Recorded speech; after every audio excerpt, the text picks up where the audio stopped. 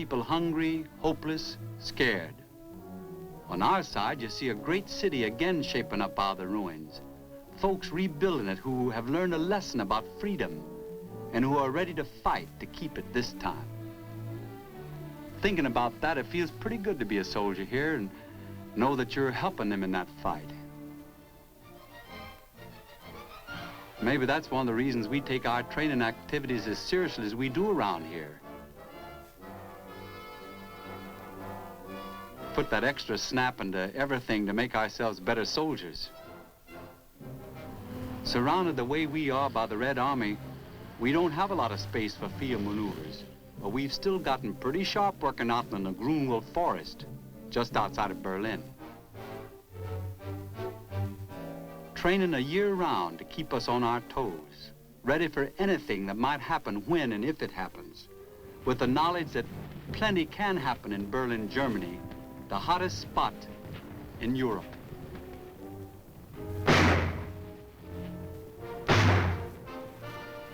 We're not trigger happy here, but we stay on close terms with our guns.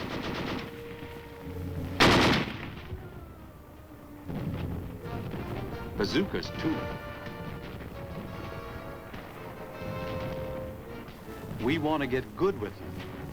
There are an awful lot of Red Star tanks roaming around in this neck of the woods.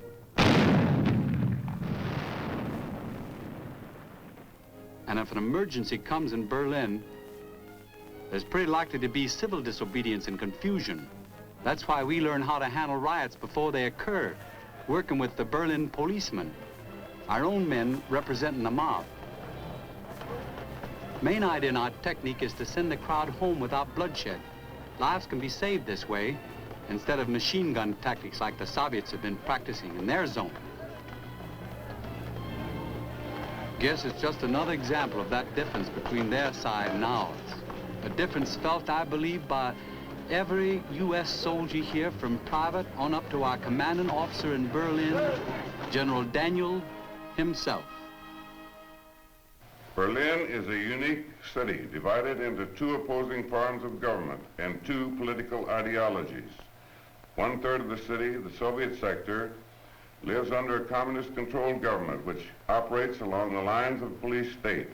It is based on the idea that the individual belongs to the state and that he has no right to decide for himself how he shall be governed or how he shall conduct his life. The other 2/3 of the city, the western sectors, enjoy a free democratic government whose officials were elected from candidates of several political parties. It is the same type of democratic government we have in the United States, and the West Berliners have the same freedom of action as Americans at home.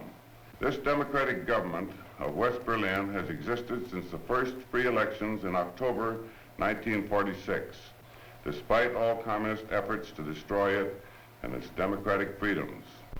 It has survived with the support and encouragement of American, British, and French agencies established by international agreement to help Germany toward recovery. The American troops under my command here in Berlin are to assure the security of the American agencies in their efforts to keep democracy alive in this outpost 100 miles behind the Iron Curtain. Our American soldiers and their British and French allies are here to show the world the democratic government can function under even the most adverse conditions. In short, our American troops are in Berlin for the following 4 reasons. First, to show the Berliners, our allies, and the communists the best soldiers in our army as peaceful representatives of a great democratic nation.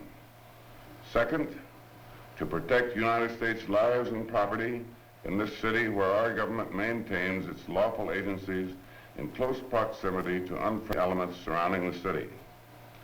Third, to help the West Berlin police to keep law and order, and if it should become necessary, to give them armed support against attack on civil authority. Fourth, to fight, if necessary, for United States rights in a free Berlin, which is in keeping with our government's pledge to keep the city free from any encroachment by hostile forces. German eyes turn to Berlin and see the picture you have seen. On one side of the city, hunger, fear, and brutal controls of the conqueror. On the other side, the West, a new Berlin building out of the rubble. And a free people have been given a chance to earn a decent future. It's the job of the American soldier and his allies in Berlin to defend that chance, to help them find an honorable place in the big picture. Now, this is Sergeant Stuart Queen inviting you to be with us next week for another story in the big picture.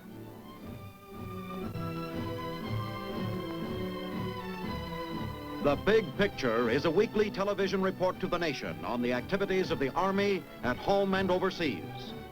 Produced by the Signal Corps Pictorial Center. Presented by the U.S. Army in cooperation with this station. You can be an important part of the big picture. You can proudly serve with the best equipped, the best trained, the best fighting team in the world today, the United States Army.